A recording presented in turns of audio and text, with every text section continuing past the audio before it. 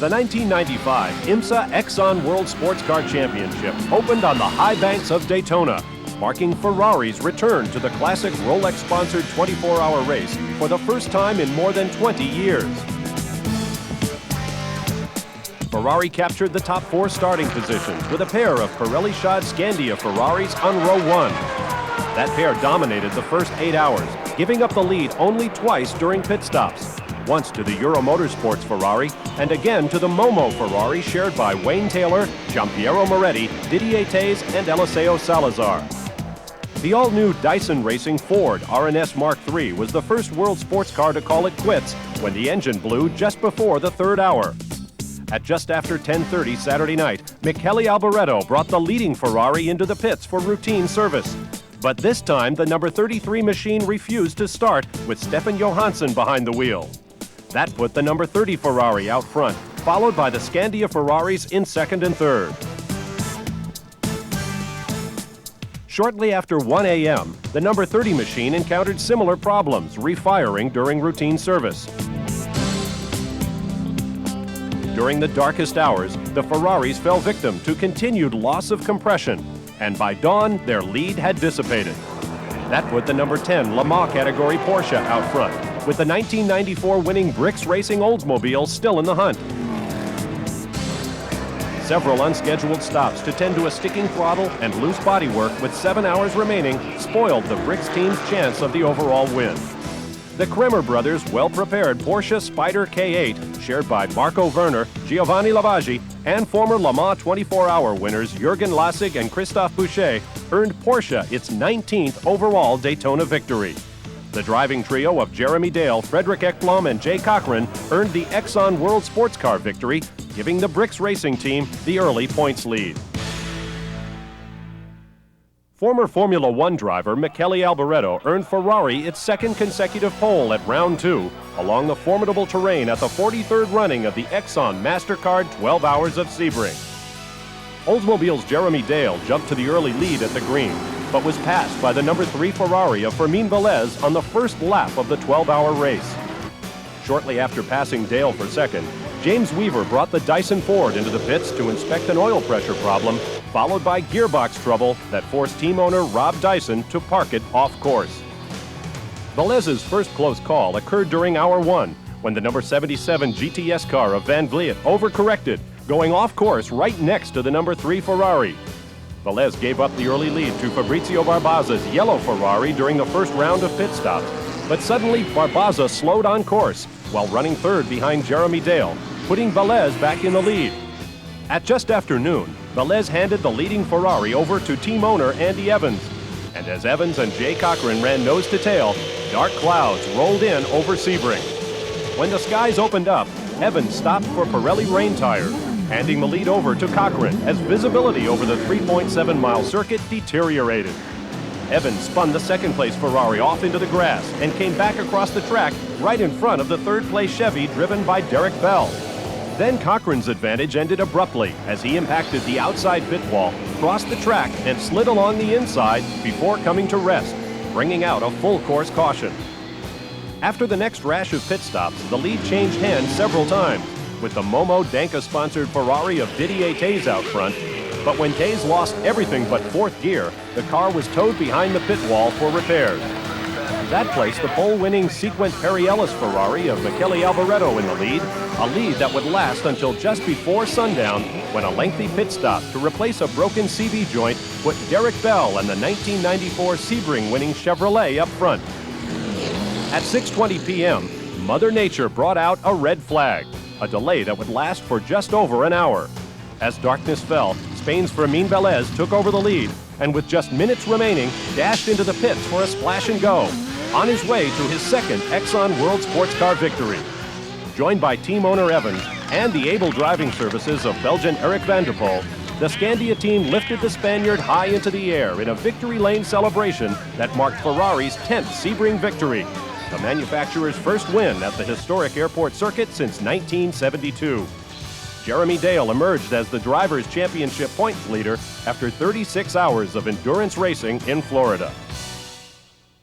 Mauro Baldi earned Ferrari its third pole of the season, his second consecutive, at the scenic Road Atlanta course in Braselton, Georgia. When the green flag flew on Sunday, James Weaver, who had qualified second, slipped between a pair of Ferraris and passed the number 3 machine of Fermin Velez on the outside at turn 1. Weaver pulled the Ford away from the rest of the field and was leading just 18 minutes into the 3-hour race when Fabrizio Barbaza slid the number 50 Ferrari sideways, entering the front straight, trying to avoid an incident. With nowhere to go, Jeremy Dale struck Barbaza's car broadside, shearing off the back half of the Ferrari. The horrendous crash brought out the red flag, and emergency crews were dispatched to the scene. Barbaza was transported by ambulance, while Dale was cut from the Oldsmobile and airlifted to an Atlanta hospital. The race restarted with 1 hour and 8 minutes remaining, and Weaver still in the lead. Fermin Velez passed the Ford when Weaver was caught in traffic, but the Englishman caught up with the Ferrari, going to the inside. The two cars passed through turn 1 side by side, Weaver emerging with the lead. Suddenly, another serious incident brought out yet another full-course caution in the closing minutes.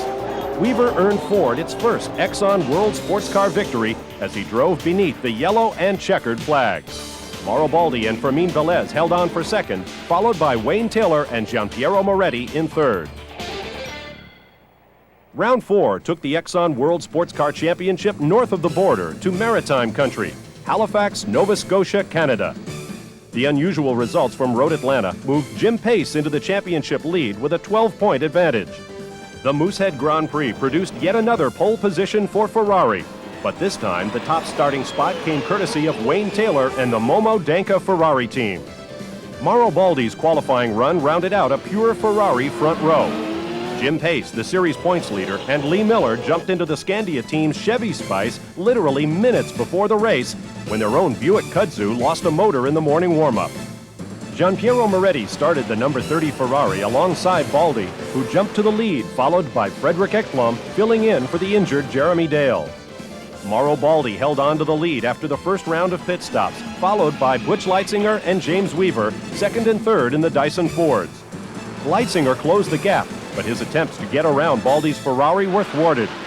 When the Scandia team brought the leading Ferrari in for service, Baldi turned the driving over to Fermin Velez. Minutes later, John Paul Jr., who had taken over for Leitzinger, passed Velez for the lead. But Paul's advantage ended on the same lap as Velez slipped down underneath the Ford. With 20 minutes remaining, Velez dove into the pits for a splash of fuel, then sailed under the checkered flag for his second victory of the season. Velez shared the win with Mauro Baldi, Ferrari's test and development driver for the 333 SP, marking the Italian's first World Sports Car victory. Velez and Baldi shared the podium with Dyson team drivers Leitzinger and Paul Jr. Points leader Pace earned fourth spot, while Fermin Velez's Halifax win closed the gap to just 2. IMSA's first EXON World Sports Car standalone event of the season, at Connecticut's Lime Rock Park, produced Ferrari's 5th consecutive pole, the second straight for Wayne Taylor in the Momo Danca Ferrari. James Weaver qualified second, but flat-spotted all 4 tires with a late spin.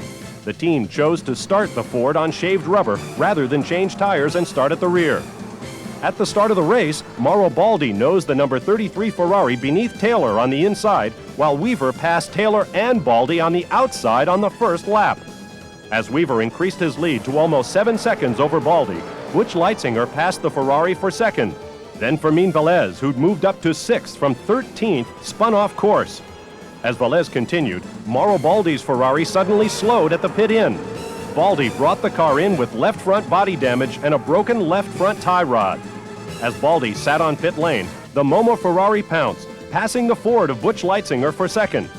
When the leaders came in for a scheduled stop, he rejoined the race right in front of Taylor, handing over the lead temporarily to Jim Pace until Pace brought the Apple Computer-sponsored Olds in for service.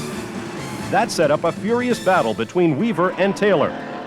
At 2:45 p.m., Leitzinger crashed hard into the Armco at turn 7, just as Taylor overtook the leader Weaver when the pair encountered traffic. Leitzinger's incident brought out the first full-course caution of the day to pull the car to safety. After the restart, the Dyson team brought Weaver in for a new set of tires and enough fuel to go the distance, dropping the Englishman to third in the process. Weaver moved back up to second, and when Taylor came into the pits for his final stop, Taylor lost the lead as the number 16 Dyson Ford flew past. Minutes later, Taylor had closed that gap and set up the pass along the front straight. Side by side, the pair touched, with Taylor regaining the advantage. Once again, the Ford was in hot pursuit when Weaver almost went off trying to get around Frederick Ekblom's Oldsmobile. Weaver's bid at a second consecutive win ended when he slid off course pursuing the 1994 champion. Taylor's first solo run of the season produced his first ever Exxon World Sports Car victory. Weaver finished second behind Taylor, followed by Fermin Velez in third. By Watkins Glen, Ferrari pilot Fermin Velez had moved into the Exxon World Sports Car Championship lead, 7 points ahead of Jim Pace. Mauro Baldi started from the pole and held the early lead. The first yellow flag was shown on lap 2 when a multi-car incident blocked pit exit. When the race restarted, Baldi pushed his Ferrari out front, then turned the car over to Velez, who returned to the race with the lead, and Wayne Taylor aboard the Momo Ferrari in second. With 1 hour remaining, James Weaver passed both Taylor and Velez, lost the lead temporarily during the last round of pit stops to Bryce Cobb in the Bricks Oldsmobile, then drove on to score his second victory of the season. The 1995 Exxon World Sports Car Championship had begun to take shape after the Glen.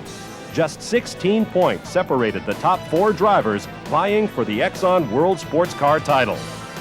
The series moved west with Fermin Velez still on top of the point standings. But the results from Watkins Glen moved Mauro Baldi up to the second spot ahead of Jim Pace.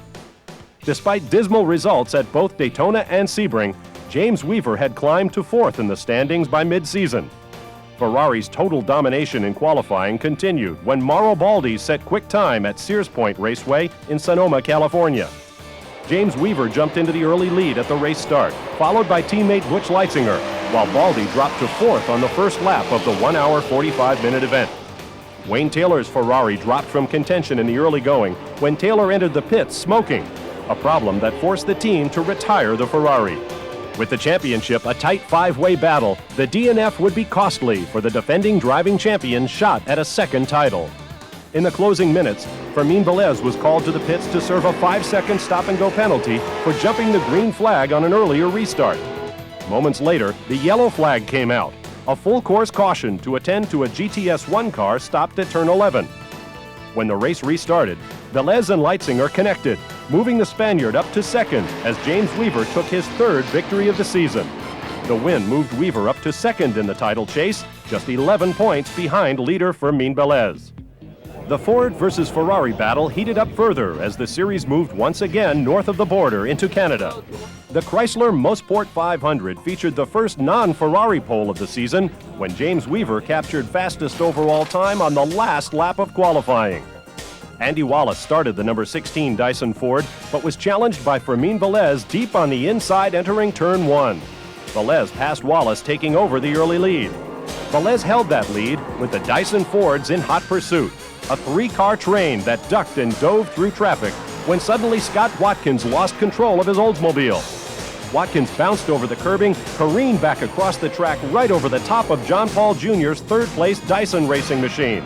Watkins' Oldsmobile then tumbled end over end 3.5 times before coming to rest on a concrete barrier. Miraculously, neither driver was injured in the frightening accident, an accident that brought out a full-course caution to clear the wreckage. During the second round of routine pit stops, the leading Scandia Ferrari and the second-place Dyson Ford came in for service simultaneously. Velez got out of the leading Ferrari, handing the car over to Mauro Baldi, while Weaver took over the second-place Dyson machine. But the Dyson crew got Weaver's Ford out of the pits ahead of his nemesis Baldi. The pair continued to run 1-2 until the last round of pit stops. Then they stopped in tandem, but this time the Scandia team got Baldi out ahead of the Ford. The late race restart set up a furious battle between Baldi and Weaver. The two were running nose to tail, with Weaver all over the back of the Ferrari. When Baldi drove wide on the pit straight, Weaver took advantage, but the Ferrari driver moved over against the Ford. The two touched, with Weaver brushing against the pit wall. IMSA brought out the black flag to penalize Mauro Baldi.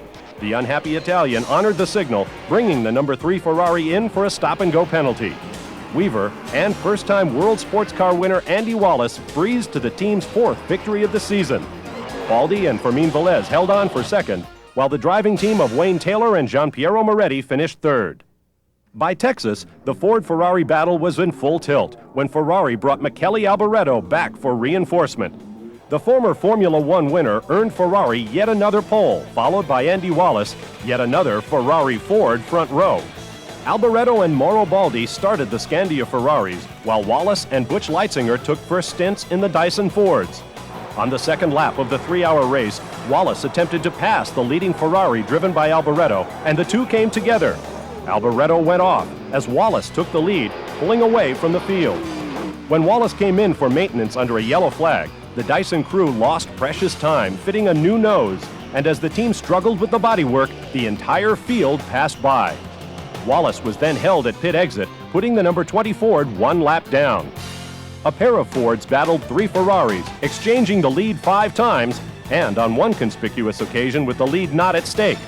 Wallace passed Alboreto on the inside in slower traffic. Again, the two cars touched, but this time Alboreto responded by driving the Ferrari's nose under Wallace until both cars went off into the dirt. Wallace was stationary as the Ferrari bounced back onto the asphalt. Wayne Taylor had to get on the brakes, causing a 5-car traffic jam. James Weaver took over the leading number 16 Ford from Butch Leitzinger, while Mauro Baldi handed over the number 3 Ferrari to series points leader Fermin Velez during the last round of pit stops. Moments later, Weaver dropped down on the apron and coasted to the pits, the result of a faulty clutch.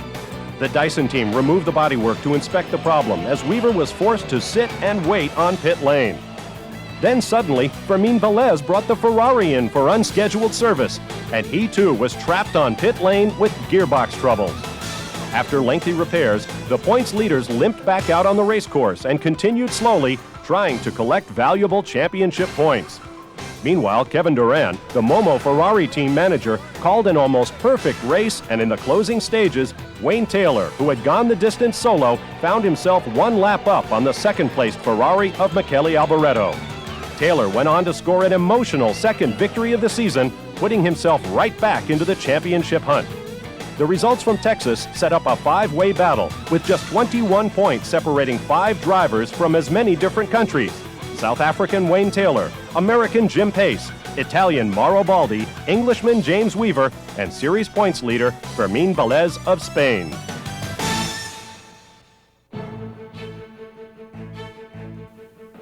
Under the lights at Phoenix International Raceway, Velez started the number 3 Ferrari from pole position, alongside his arch-rival Weaver in yet another Ferrari-Ford front row.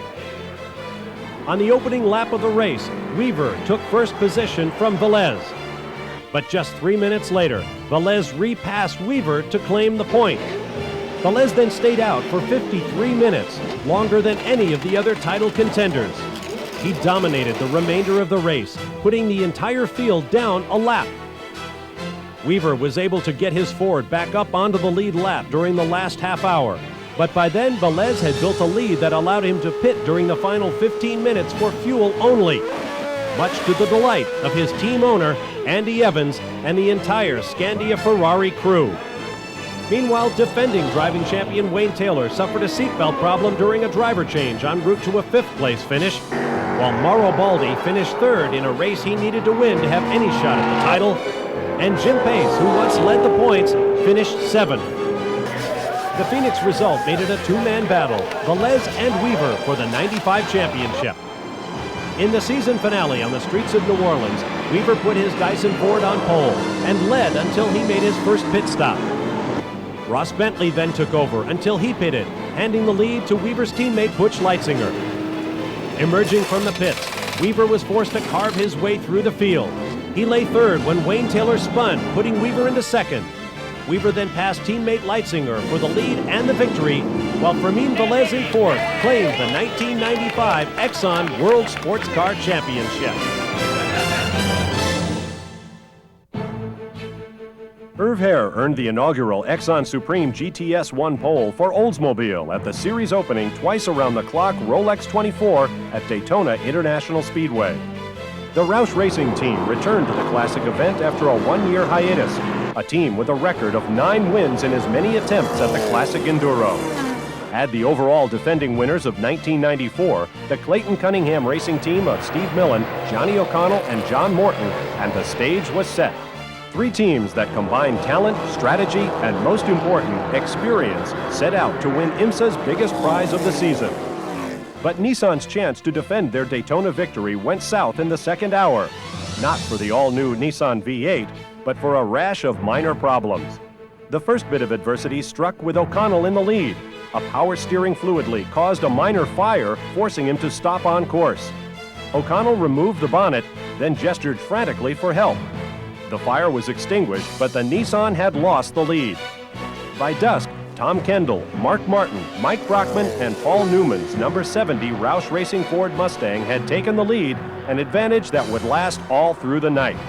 The pole-winning number 4 Oldsmobile's chance at victory ended Sunday morning when the car was pushed back to the paddock to sort out overheating problems after running as high as 5th overall.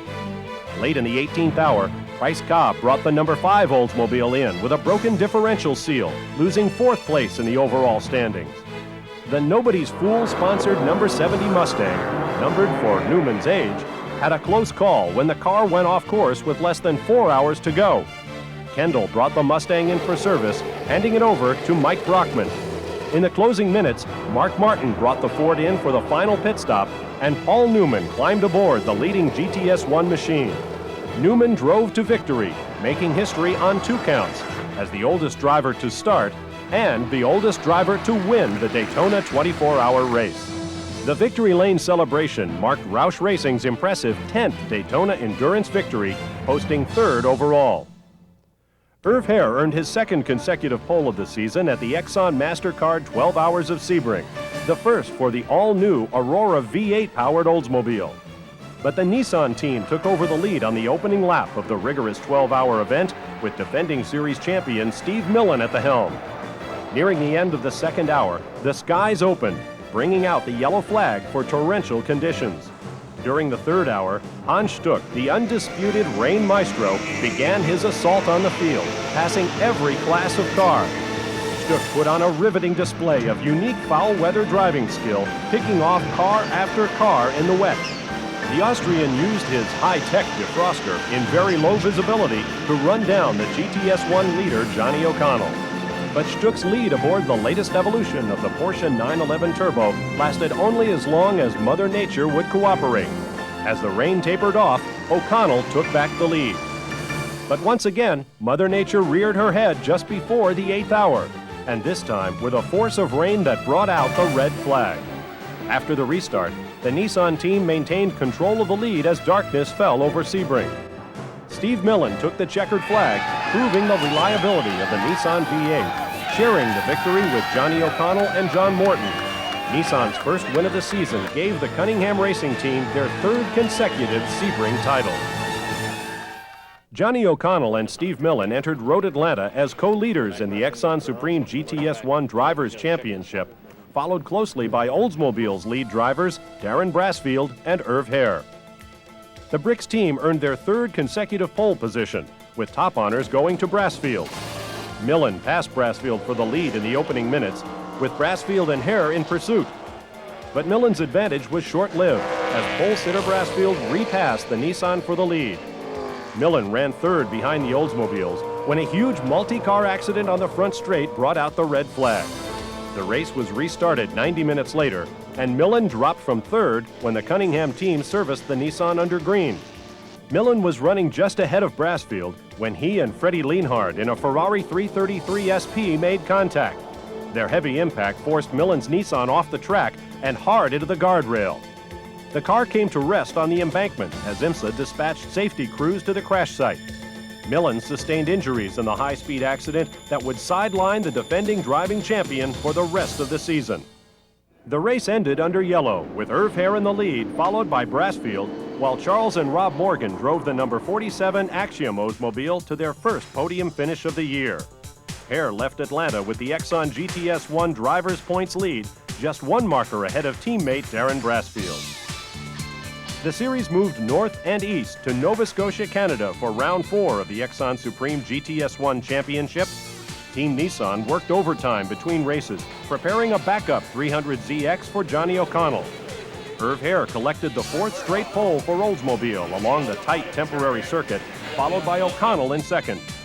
Darren Brassfield's number 5 machine was the first Oldsmobile to drop from the 3-hour race, the result of a pump failure while running second. That left Hare to battle O'Connell's Nissan. Hare reported a minor vibration with just minutes remaining as he brought his Oldsmobile in for service. The problem proved terminal when a drive shaft failed 1 lap later. That left O'Connell unchallenged for the lead, ultimately earning his second victory of the season. Hare was still posted second, holding on to the EXON GTS1 points lead, while O'Connell's victory moved him up a notch to second in the standings, ahead of Brassfield. Darren Brassfield put the number 5 Aurora V8-powered Oldsmobile on pole for the 55-minute sprint event at Connecticut's Lime Rock Park. Brassfield handled the early lead with teammate Irv Hare just behind in second, followed by Johnny O'Connell. Canadian Scott Maxwell pushed his Ford Mustang Cobra ahead of the Nissan. O'Connell moved back up to third, then both he and Hare challenged Brassfield for the lead. But suddenly, in the closing minutes, O'Connell slowed, and his race went up in a cloud of smoke as he parked the Nissan just off course. Brassfield led wire to wire, earning his first victory since Phoenix in 1993. Hare finished second, while O'Connell's mishap elevated Scott Maxwell to third for his first GTS1 podium finish. Irv Hare entered the Glen Continental with the biggest points advantage of the season, while O'Connell's 8th place at Lime Rock dropped him back to third in the standings. Irv Hare continued Oldsmobile's pole winning streak with a 5th consecutive fast time for the 3-hour event. A pair of Oldsmobiles took the early lead, followed by O'Connell in third. The Nissan moved up to second, but was overtaken by Brassfield in the number 5 Olds. But O'Connell's hopes were dashed again when the Nissan stopped on course and was towed to the pits with an electrical problem, dropping the team from contention. Meanwhile, Brassfield came in for complete brake service, losing valuable time and the lead lap in the pits. Irv Hare brought the leading Oldsmobile in for his final stop, then drove on to his second win of the season. Hans Stuck and Bill Adams shared second place, with the father-son driving team of Charles and Rob Morgan third. The results from the Glen extended Hare's lead in the championship, retained Brassfield's runner-up spot, dropped O'Connell to fourth, and elevated Rob Morgan to third. At Sears Point, Darren Brassfield showed why they call him King of the Hills, earning Oldsmobile its 7th straight pole, followed by O'Connell in second and Hare in third. Brassfield controlled the early lead with the other Sears Point aficionado, O'Connell, directly on his heels. Brassfield relinquished the lead to O'Connell during the first scheduled pit stop, but caught back up to the Nissan, and the pair displayed side-by-side action that put Brassfield back out front. O'Connell's pit stop gave Brassfield a huge advantage that ended suddenly when fading brakes caused him to spin at turn 11. That mishap brought out the yellow flag, ending Brassfield's day while elevating O'Connell to a much-needed victory. Charles Morgan finished second, followed by Hans Stuck. O'Connell turned up at the Chrysler Mosport 500 without his familiar Nissan or the Cunningham Racing crew, who'd elected to sit out the Canadian event. His California win moved him back up the points chart to third, a scant 1 point ahead of Rob Morgan. The ever-resourceful O'Connell signed up with the Team Peru Ford and almost captured pole, but was upset by series points leader Irv Hare in the closing minutes of qualifying. O'Connell got past the leading Oldsmobile on the first lap of the 3-hour event, then gave up that lead when he came into the pits for routine maintenance during the first yellow flag. The first and second place Oldsmobile stopped for service during the second yellow, brought out to clear debris from a crash at turn 2. Hare got out of the pits, but Brassfield's Oldsmobile required additional time to bleed the brakes. Then Brassfield worked his way back up to the top of the field, passing teammate Hare, who was leading at the time. Hare's day ended halfway into the second hour when he stopped on course with a broken drive shaft. Minutes later, Johnny O'Connell cut a tire, sending him back to the pits for repairs. Rob Morgan moved up to second as O'Connell dropped back to third. Then suddenly, Darren Brassfield lost an engine and the lead in the closing minutes, parking the Oldsmobile just past the starter's box opposite pit lane. Rob Morgan drove the number 47 Axiom Oldsmobile beneath the checkered flag, and the father-son driving team celebrated their inaugural EXON Supreme GTS1 victory on the Mosport podium. There was even more to celebrate. The Morgans and their privateer team earned Oldsmobile its 100th victory in IMSA competition. Johnny O'Connell held on to second, earning valuable points toward his championship run. O'Connell's second-place finish ahead of the Oldsmobiles at Mosport Park put him back onto the championship trail. O'Connell finally upset the Bricks Racing team's fast qualifying streak, earning pole for Nissan at the Seitel, Texas World Grand Prix.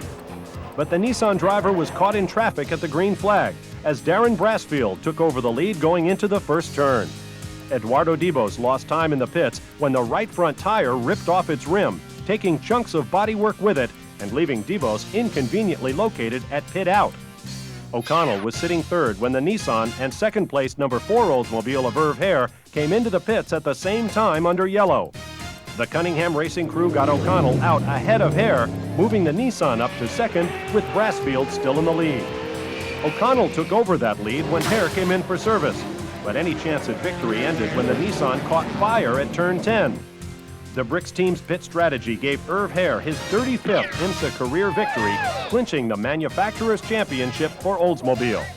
35 points separated the top 5 Exxon Supreme GTS1 drivers, with Irv Hare on top of the point standings with just 2 races remaining.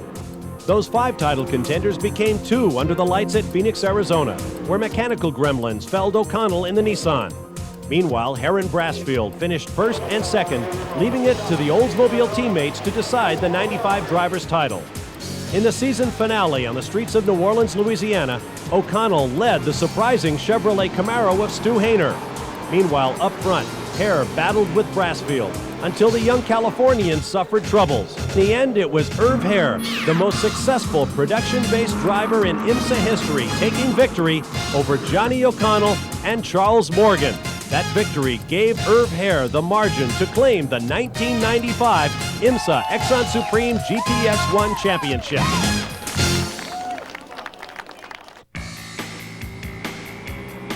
The season opened at Daytona International Speedway with the number 12 BMW M3 of Dieter Quester on the pole. The number 54 Porsche was running second behind the number 85 911 RSR during the first hour, when the number 85 machine was forced to pit in the second hour with a cut right rear tire. The BMW of Boris Said was leading during the third hour when the car was pushed behind the wall with terminal engine problem. That put the number 54 Porsche 911 up front for a near-perfect run. The European driving team of Enzo Calderari, Lilian Breiner, and Renato Mastropietro, teamed with last year's class winner Ulrich Richter, earned the Exxon Supreme GTS2 Daytona 24-hour victory. Round 2 at the historic Sebring circuit produced a new pole winner, and Italy's Ruggero Melgrati set fast time in the number 80 Ferrari 308. In the opening minutes of the rigorous 12-hour event, Californian Bill Auberlen moved his Porsche from third to the Exxon Supreme GTS2 lead. Auberlen came in for routine service, handing his car over to Joe Cogbill. But Auberlen had exceeded the pit lane speed limit, and IMSA handed out a stop-and-go penalty, moving the Nissan up front. During hour 2, Cogbill had regained the lead for the Alex Jobe Racing team. But dark storm clouds rolled in over central Florida, and soon after the skies opened and heavy rain fell on Sebring. Standing water, wind, and more rain made for treacherous conditions during Charlie Slater's stint in the leading GTS2 Porsche. He went off course twice without serious mishap, holding on to the class lead in the process. Street stock veteran Andy Pilgrim took a turn up front in the 02 Porsche 911. But the early evening hours showed the number 93 Nissan back out front, while the 02 Porsche dropped back 1 position with Auberlen running third. As weather conditions deteriorated, Taleb went off track moments before the red flag was shown. When the race restarted at just before 7:30 p.m., Slater was back in the lead. Joe Cogbill and Charlie Slater shared their first ever IMSA victory, the legendary 12 Hours of Sebring, with Bill Auberlen. While Henry Taleb and Rob Wilson shared top billing in the championship points, a mere 5-point margin separated the top 7 Exxon Supreme GTS2 drivers with 2 rounds complete.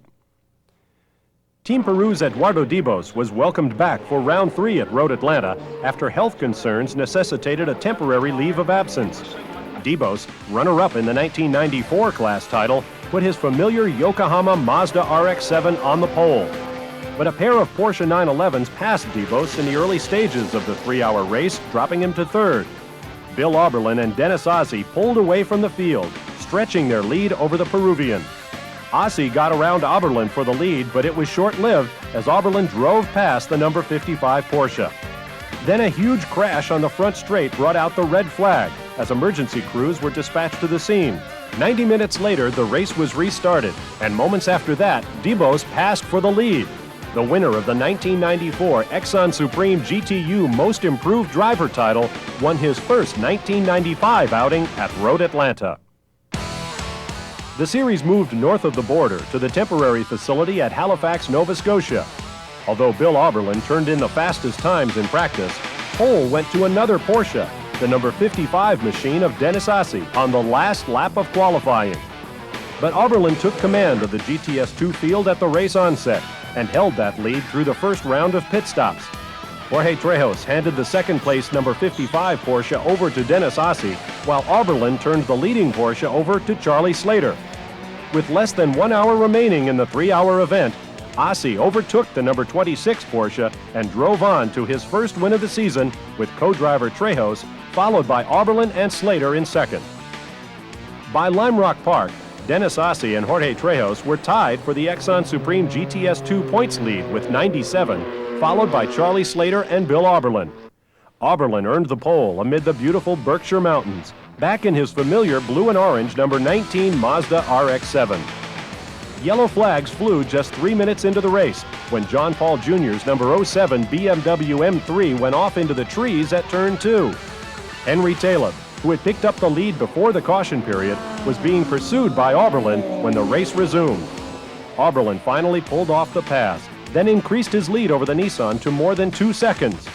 Jack Lewis got some assistance from Irv Hare at turn 5, but was able to continue while Oberlin amassed more than 7 seconds on the GTS2 field.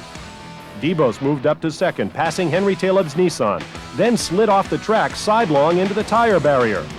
Debos tried to continue, but pulled off into the grass at turn 7. Bill Oberlin drove unchallenged to the checkered flag, 1 lap up on the GTS2 field, earning his second victory of the year. Henry Taleb held on for second, while David Donahue posted BMW's best finish of the season in third. Bill Oberlin moved to the top of the championship chart with his victory at Lime Rock, then earned another pole at Watkins Glen aboard the number 19 Mazda. Oberlin teamed with Henry Taleb for the upstate New York event, started the Mazda, then held the leading position for the first 2 hours. The number 06 BMW M3 of David Donahue lost position just before the first round of pit stops when the right front wheel popped off while running third. With 7 minutes remaining, Englishman Andy Pilgrim passed for the lead, giving Pilgrim and Larry Schumacher their maiden Exxon Supreme GT victory. Oberlin and Taleb finished second, followed by Dennis Ossie and Jorge Trejos in third. Bill Oberlin continued to lead the Exxon Supreme GTS2 points when the series moved west to his home state, California. Sears Point Raceway denoted the halfway mark of the 1995 season, and still just 20 points separated the top 4 spots in the championship standings. Bill Oberlin earned his third straight pole by a huge margin, starting the 45-minute standalone sprint race from the top spot. Oberlin pulled away from the field, while local Monterey, California entrant Kevin Buckler seemed to be the only driver able to keep contact with the leading Mazda. Suddenly, however, Oberlin slowed, and Buckler drove his brand-new 96-hour-old Porsche 911 to a surprise victory. Oberlin's troubles dropped him to next to last, while Jack Lewis finished second, with another local driver, Dwayne Ablamus, finishing third. The results from Sears Point didn't figure into Bill Oberlin's championship strategy. He lost the points lead to Costa Rica's Jorge Trejos. When the series toured north again to Canada's Mosport Park, Oberlin rallied back with his 4th pole of the season. Oberlin came to Mosport without a co-driver, unsure of his chance at victory based on fuel consumption and possible driver fatigue. Charlie Slater found a co-driver on site, Richard Spinard, a 20-time Mosport winner. Oberlin built his race lead to more than 8 seconds, and then things started to go wrong. He was penalized 10 seconds for a fuel spill in the pits. Then a brake rotor failed, sending Oberlin into the tire wall at turn 3 with less than 1 hour to go. Oberlin lost 10 minutes in the pits, then rejoined the race with considerable bodywork missing on the number 19 Mazda. Jack Lewis took over the lead, but was being stalked by Jorge Trejos' new teammate, Joe Vardy, who overtook the number 73 Porsche in the closing minutes. That late race pass earned Jorge Trejos the EXON Canadian Cup, an award presented to the World Sportscar or Supreme GT driver earning the most points at Halifax and Mosport. It also gave Trejos a 26-point advantage over Oberlin, who finished 11th in class. Oberlin clinched yet another pole position along the high banks at Texas World Speedway for the 9th round of EXON Supreme GT2 competition.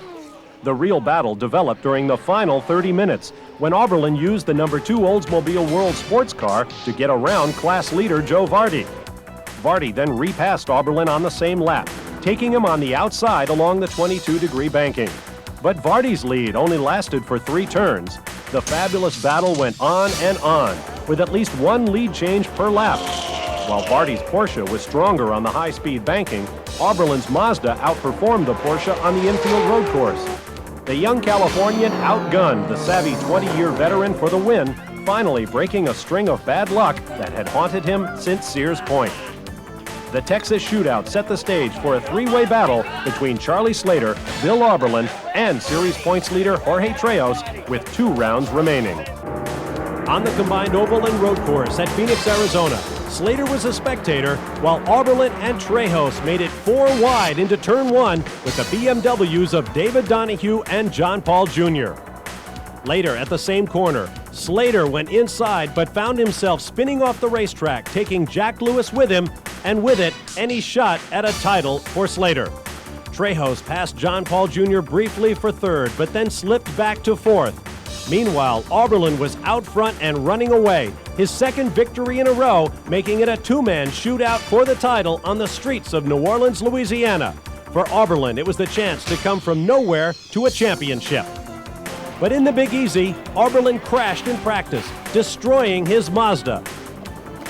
But Charlie Slater, in an effort of supreme sportsmanship, stepped forward to offer his Porsche, which Oberlin then put on pole. He led from flag to flag, but Trejos finished 4th, giving him enough points to claim the 1995 GTS2 title.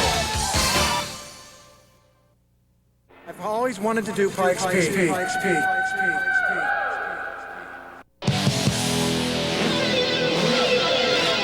The 1995 Bridgestone Supercar Championship opened at Sebring, Florida, where Bo Lemler's Lotus X180R started from the pole when the top 8 positions were inverted. Shane Lewis moved his Chevrolet Corvette up front for the first 8 laps before handing over the lead to Randy Pope's Ed Arnold Racing BMW M5. With 2 laps remaining, Jacksonville's Sean Rowe, who had moved up from 8th place, passed for the lead, then drove his Greenwood Racing Corvette to the first victory of the 1995 season. Round 2 along the classic street course at Long Beach, California, produced the first starting pole of the season for Sebring winner Sean Rowe. Rowe dominated the 26-lap event, earning his 2nd consecutive victory of the season. Sean Hendricks brought the number 4 BMW M5 home 2nd, followed by Peter Farrell in 3rd. At Connecticut's Lime Rock Park, John Schneider inherited the pole from the 8th spot by way of series rules. But the Texan lost the lead on lap 1 when he was overtaken by the Mazda RX-7 Turbo of Peter Farrell. The BMWs of Randy Popes and Sean Hendricks then passed the leading Mazda on lap 2. Hendricks set out in hot pursuit of his teammate, then got around Popes for the lead on lap 6. Hendricks and Popes earned BMW their first 1-2 finish of the season, followed by Andy Pilgrim's Lotus X180R in 3rd. Hendricks' victory at Lime Rock put him out front in the Bridgestone Supercar Championship points, 13 ahead of 2-time winner Sean Rowe. Sean Hendricks brought the Ed Arnold Racing Dodge Stealth to Pikes Peak on Independence Day rather than his race-winning BMW M5, then put the car on the hill climb pole. Rain, hail, sleet, and snow conditions shortened the course to 8.5 miles for the first time in 73 years, when race organizers opted to flag the event at Devil's Playground rather than the customary summit. Hendricks' decision to field the Dodge paid off when he took his 2nd straight victory by a margin of almost 37 seconds. The Sean and Sean show was postponed when Rowe finished 7th. Elliott Forbes Robinson drove the number 73 Daltech Racing Nissan 300 ZX Turbo SMZ to 2nd, followed by Peter Farrell's Mazda in 3rd. The series moved to the wine country of Northern California for round 5 at Sears Point Raceway. David Daugherty started from the pole, but was passed by Shawn Hendricks on the first lap. Hendricks led all 17 laps, earning his 3rd consecutive victory, while Daugherty posted his best finish of the season in his Nissan 300ZX Turbo SMZ, 2nd, followed by Peter Farrell again in 3rd. Elliott Forbes Robinson earned his first top qualifying spot at Mid-Ohio, but started 6th when the top 6 were reversed. That put Randy Pobst and the number 2 BMW M5 on pole. But Pobst's advantage was short-lived when Shane Lewis passed for the lead on the opening lap. Lewis led every lap, earning his first victory of the 1995 season for the Koons Hardware Chevy Corvette LT1 team. Hendricks posted 2nd, followed by Ed Arnold Racing teammate Randy Pobst in 3rd. When the series moved west and north to the Laguna Seca circuit, newcomer Martin Snow turned in the fast time in a Porsche 911 Turbo owned by wife Melanie. Shane Lewis started from the pole and led the first 3 laps before being passed by the BMW of Pobst when he spun on course. Then Pobst went off the racetrack, handing the lead over to Hendricks, who drove on to his 4th win of the season. Snow finished 2nd, followed by another series newcomer, Javier Quiros, driving his Dennis Ossie-prepared Toyota Supra Turbo to 3rd. Shane Lewis inherited the pole from Shawn Hendricks at the next-to-last round at Phoenix, Arizona, then held on to the early lead. Lap 18 saw plenty of action when both Doc Bundy and Javier Quiros went off course into the desert sand, creating enormous dust clouds, completely enveloping both cars. Lewis led all 26 laps, earning his 2nd victory of the season. Randy Pobst finished 2nd. Shawn Hendricks' 3rd place finish clinched the 1995 Bridgestone Supercar Championship with 1 race remaining. Martin Snow secured his 2nd fast qualifying time at New Orleans, but relinquished the pole to Richard Ramist's Porsche RSR. Randy Pobst took the early lead, but was passed by Shawn Hendricks on lap 9. Dave Daugherty, winner of the Bridgestone Rising Star Award, lost control of his Nissan 300ZX Turbo on lap 10, impacting the barrier wall, bringing out a full course caution that brought the race to an early close. Hendricks earned his 5th victory of the season when he passed under the yellow and checkered flags, closing the year with a better than 50% win average for the season. Shane Lewis brought his number 27 Corvette home 2nd, earning the runner-up spot in the 1995 IMSA Bridgestone Supercar Championship.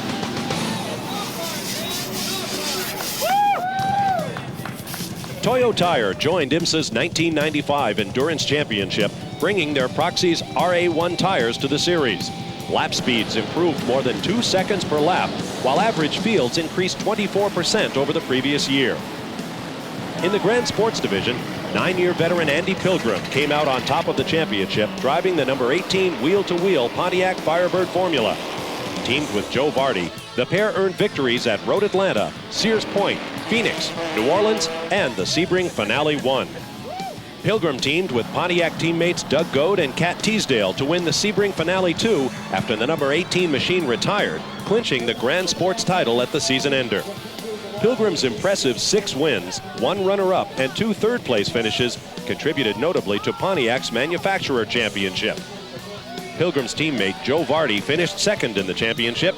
2-time 1995 winners Doug Goad and Cat Teasdale finished the season tied for 3rd, and Teasdale made history as the first overall woman IMSA Endurance Championship winner at Watkins Glen. One of the 2 remaining victories went to Danny Candia and Peter Farrell's Mazda RX-7 team in the closest margin of victory in series history, less than 0.2 of a second at the season opener at Sebring. The 2nd victory was earned by Stu Hainer and John Heinrichsey, driving the Phoenix American Motorsports Pontiac at the high-speed 6-hour race at Texas World Speedway. The Honda of America race team's Forrest Granlund seemed unbeatable during 1995, taking the first 5 wins of the sports division. Granlund drove the number 92 Honda Prelude VTEC to 1 additional victory at the Sebring 1 finale and to a respectable 3rd, 4th, and 5th place finish in 3 additional outings. A total of 6 wins in 9 events clinched Granlund's 2nd consecutive Sports Division Driving Championship. Granlund's 1995 results also played a major role in earning IMSA's Car of the Year honors for the Honda Prelude VTEC model and the 3rd straight Sports Manufacturers title for Honda. Honda earned every 1995 Sports Division victory, with a pair of wins going to Chris Wilson and Hugh Johnson at New Orleans and the Sebring Finale 2. while Kelly Collins and Brett Martini earned top honors at round 6 at Phoenix International Raceway. John Green was a 7-time Touring Division winner. 7 wins, 1 second, and a single 6th-place finish earned the Roseville, California resident his 2nd Touring Class championship, driving the number 38 T.I. Smith Barney Racing Honda Prelude SI. Green earned Honda 5 of the manufacturer's 6 division pole positions during 1995. 7 wins in 9 attempts earned Honda its 6th straight class manufacturer title. The Touring Class produced the first American husband and wife professional road racing win for Randy and Linda Popst, driving T.C. Klein's Honda Prelude SI at Watkins Glen. Bill Pate, Joe Nonamaker, and Alistair Oak earned the only non-Honda class win, driving their Mazda MX-6 to victory at Texas.